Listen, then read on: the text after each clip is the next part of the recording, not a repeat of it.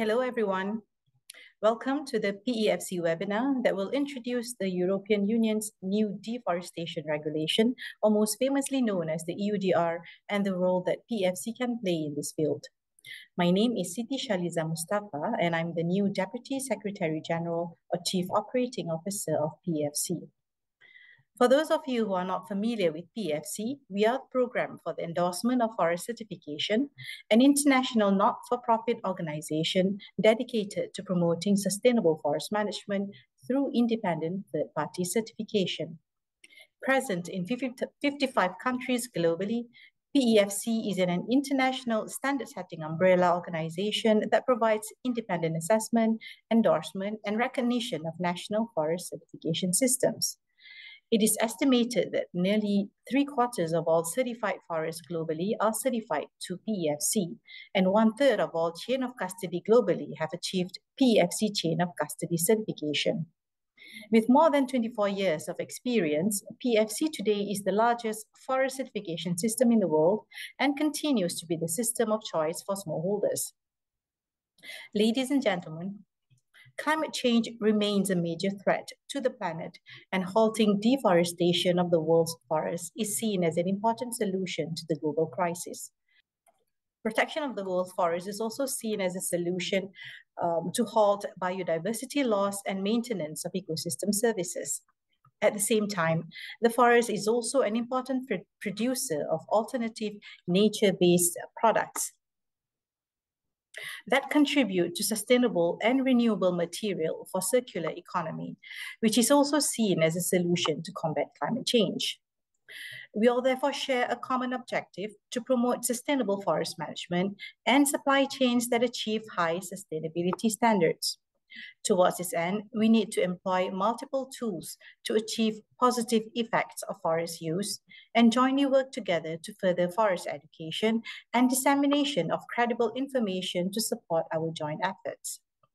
Today, you will hear from my colleagues about the European Union's Deforestation Regulation and its implication. Most importantly, we will share with you how well PEFC is aligned with the EUDR and observations on what impacts initiatives like the EUDR can have on the ground. Finally, we will open the floor for the Q&A session, and participants are invited to submit your questions and comments during the presentations. We appreciate your availability to join us today, and we would like to stay in touch throughout the next phases of the EUDR and its gradual rollout. Thank you. I now give the floor to Hannah. Welcome to our latest PEFC webinar addressing the new European Union regulation on deforestation-free supply chains, or as we'll call it from now on, the Deforestation Regulation. This new EU regulation aims to fight global deforestation and forest degradation driven by EU production and consumption. I'm Hannah, Communications Manager at PEFC International, and I'm joined today by Maya, our PEFC EU representative, Torsten, our Head of Communications, and Richard, our PEFC Southeast Asia Manager. We are here to find out how far PEFC is already aligned with the Deforestation Regulation and what are the next steps so that companies can derive benefits from their PEFC certificate. To get us started, Maya, can you briefly tell us about the Deforestation Regulation? What are its objectives and also what does it entail? Thank you, Hannah. So the new EU regulation is targeting commodities and products associated with deforestation and forest degradation that are made available on the EU market or exported from the EU market. It addresses a set of key goods, timber and rubber, but also palm oil, soya, cocoa, coffee, and cattle and their derived products. Compared to its predecessor, the EU Timber Regulation, which addresses the legality of timber that is placed on the EU market, the EU Deforestation Regulation will expand by also addressing sustainability dimension. This also means that the Deforestation Regulation will eventually repeal and replace the EU Timber Regulation. Thank you. So how important is the Deforestation Regulation going to be globally? Well, the new regulation will have major global impacts. Why is that? Because commodities and derived products in the scope of the regulation that cannot ensure the compliance with the regulation may be blocked from entering or being sold on the EU market or exported from the EU market. Okay. So maybe let's talk some details now.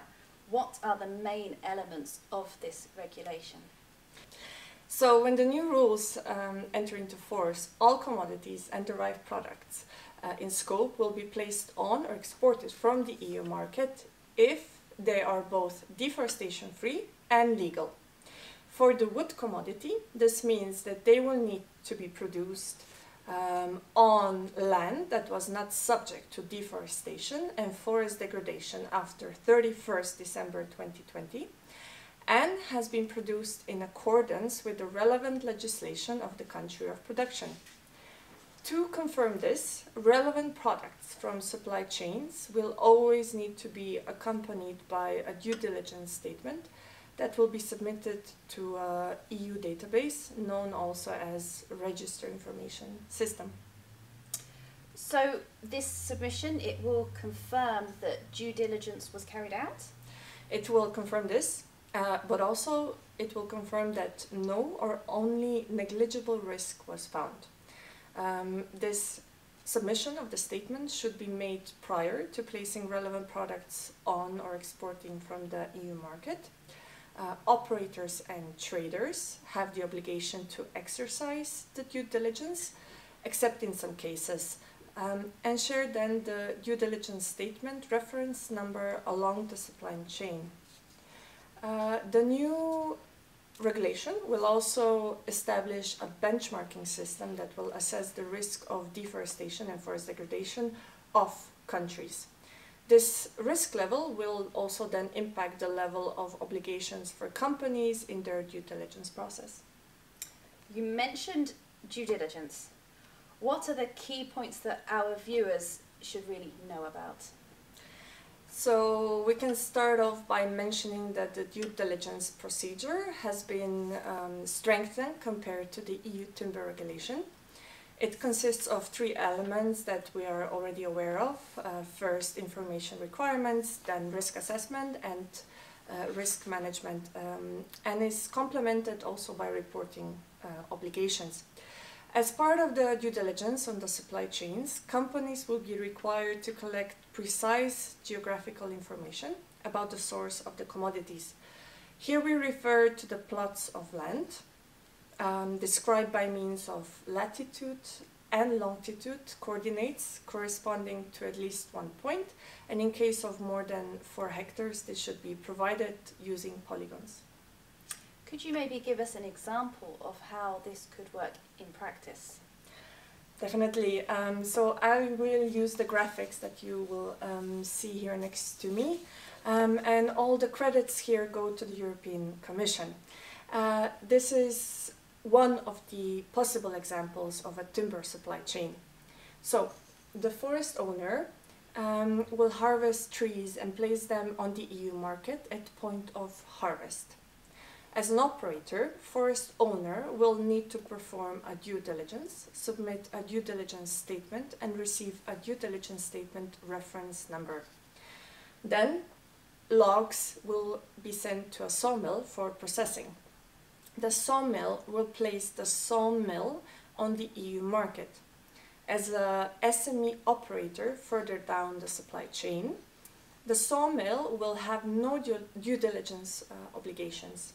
Note that EU Deforestation Regulation exempts SME operators from the obligation to exercise due diligence for relevant products contained in or made from the relevant product that have already undergone the due diligence and for which a due diligence statement was already submitted. This operator will receive a due diligence statement reference number and make it available on demand. Next is a merchant who will buy from several sawmills and make some wood available on the EU market. As SME trader, merchant will have no due diligence obligation, but an obligation to collect information. The merchant will receive a due diligence statement reference number, and here note that large traders that are not SMEs have same obligations as operators. Finally, a furniture maker will buy timber from several timber merchants and will need to ensure compliance of all wood used for the furniture. As an operator, the timber company will conduct a due diligence check obligation, submit due diligence statement based on previous reference numbers, and receive a due diligence statement reference number, and then the product will be ready for export. Thank you, a very comprehensive example. Voluntary tools like PEFC have had a support function in the EU timber regulation. Has this changed with the deforestation regulation? No, it hasn't changed. So certification systems remain a support tool, but not as a green lane. So direct compliance in this case as a green lane. Voluntary certification can be used as part of the due diligence process. However, the EU Deforestation Regulation emphasizes that responsibility for compliance lies with the operator. We hope that further in the process, the work done so far by globally voluntary schemes like the PEFC will be recognized and taken into consideration in the assessment of the countries. So the benchmarking system, multi-stakeholder participation and engagement, etc. Thank you. So to conclude our conversation together, let's have a look at the timeline. Do we know the key milestones? So you should see it here on the screen. The regulation can be anticipated to enter into force in May or June this year, and then into application around December 2024. 6 months later, it should go into application for small and medium-sized enterprises. The EU timber regulation will be repealed in December 2024. However, it will still apply for another 3 years for wood products where trees were harvested before the deforestation regulation came into force, and where the wood product is placed on EU market on or after the deforestation regulation becomes applicable. Thank you very much, Maya. That was really great. And I think we will hear from you again right at the end of our webinar. Yes. So goodbye for now and see you later. Thank you.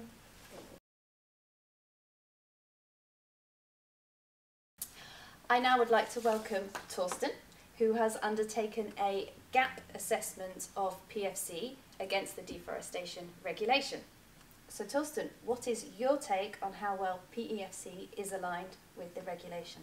Well, the good news is that PEFC is already well aligned with the Deforestation Regulation.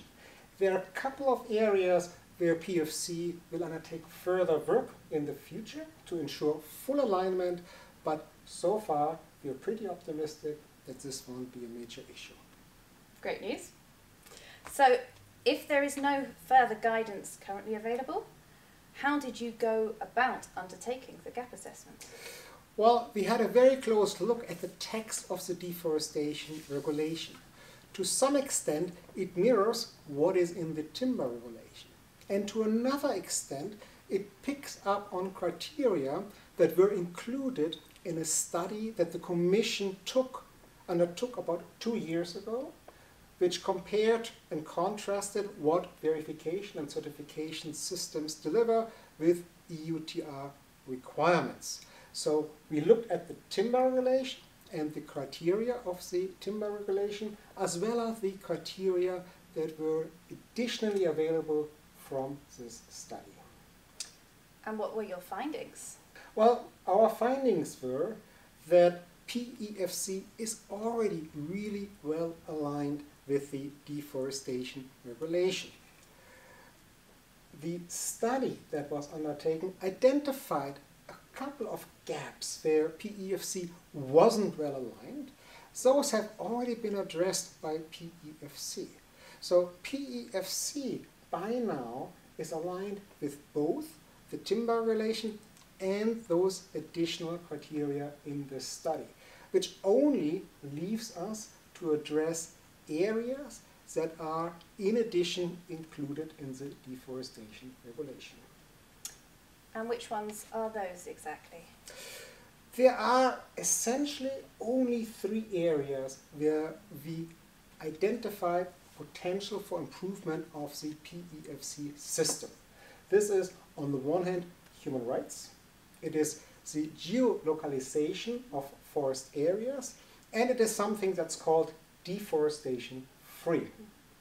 If we look at human rights, PEFC addresses human rights, but it is so far unclear what the Commission and the Deforestation Regulation exactly have in mind with human rights. So there might be room for us to further improve our standards and align it with the Deforestation Regulation, but we are pretty confident that we are already almost there. The second point is the geolocalization of forest area. That is something that we are already working on. We've got a working group set up for this to ensure that we can provide this information with PEFC certified material. The third area is deforestation free. Now, PEFC promotes sustainable forest management, and we prohibit deforestation and the conversion of forest area into other land uses. So we need to see what the Commission exactly expects in terms of what else it may entail beyond what we already require. So, looking a little bit further ahead, will companies be able to benefit from PEFC to demonstrate compliance with the Deforestation Regulation? Definitely. PEFC comes with an important advantage to companies. The Deforestation Regulation specifically requires adequately conclusive and verifiable information that material is deforestation free and in compliance with legislation. This is a substantive change from the timber regulation, which only required information indicating compliance. We need to wait what the Commission exactly expects when it comes to conclusive and verifiable information, but as a forest certification system, we are well positioned to ensure that this information is available for PEFC certified material. Wonderful. Thank you very much, Torsten. It was great to see how PEFC is really aligning with the Deforestation Regulation. Thank you. Thank you.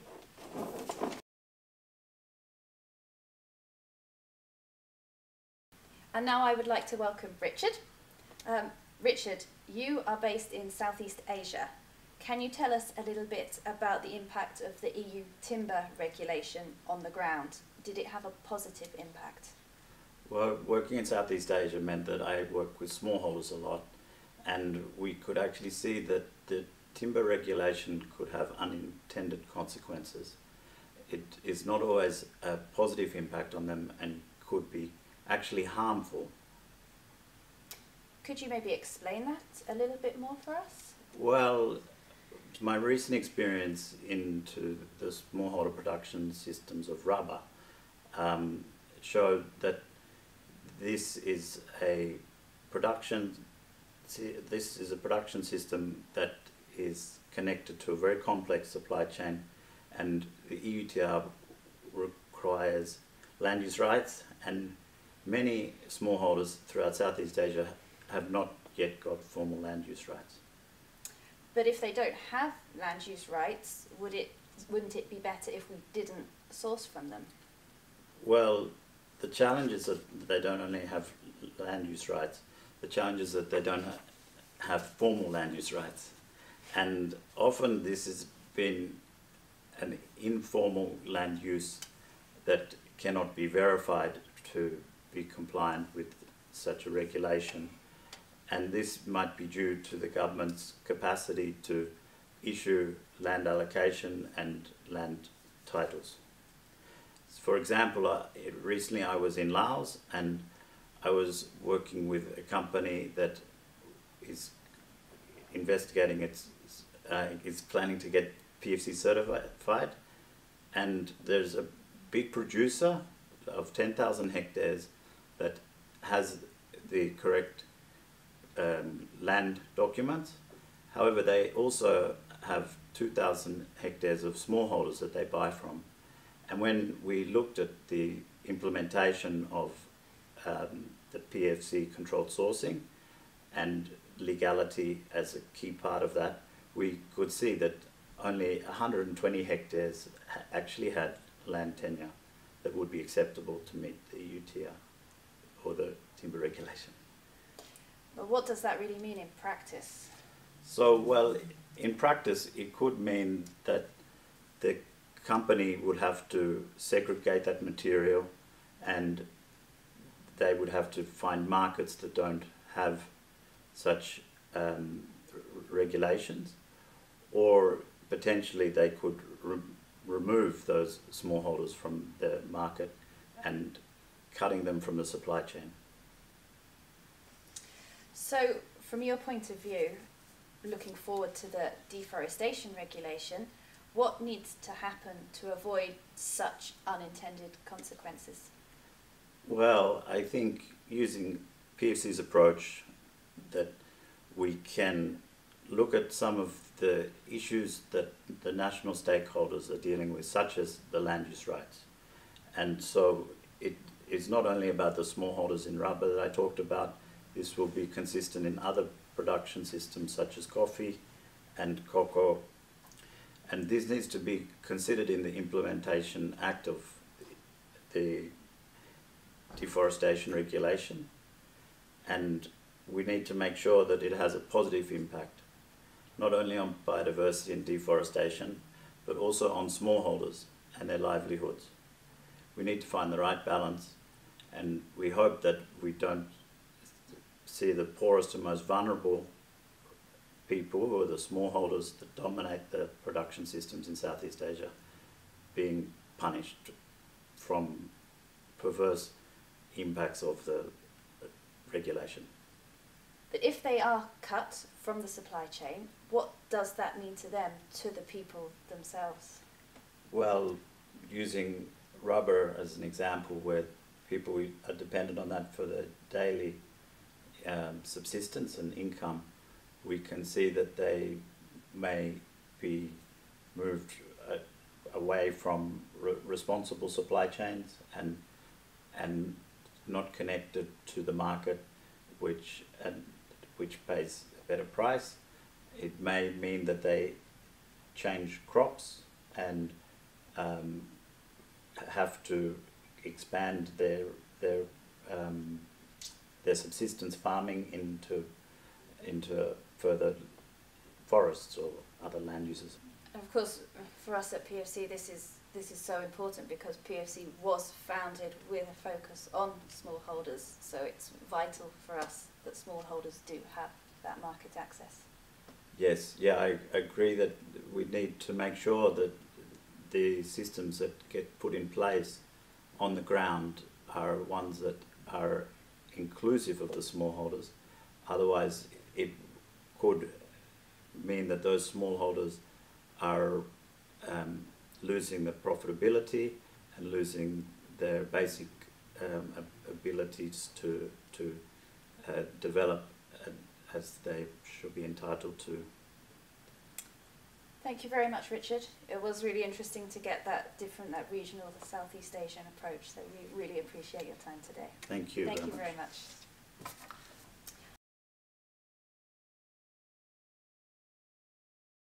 Maya, I would like to return to you and conclude by identifying what will be key for a successful implementation of the Deforestation Regulation.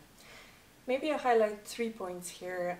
First would be understanding the EU Deforestation Regulation and raising awareness on the requirements, on the impact and on the best solutions. Second would be to have different tools that are relevant for the implementation in place in time. So we still expect some implementation tools coming from the European Commission, be it guidance, documents, IT tools and so on, but also to have certification systems like ours ready. And finally, I would say it will only count if we have everyone on board. So governments, smallholders, companies, different organizations, and so on. Thank you. So we've had a lot of great information on this webinar today. Do you have any last concluding thoughts? I would just like to highlight that at PEFC we are following this initiative, this very important initiative by the European Commission from day one, and we will have optimal solutions in place for a timely implementation. Brilliant. Well, thank you, Maya, and also a big thank you for Torsten and Richard for joining us both today. And of course, thank you all for joining us for our latest PEFC webinar on the Deforestation Regulation. See you next time. And now over to the questions.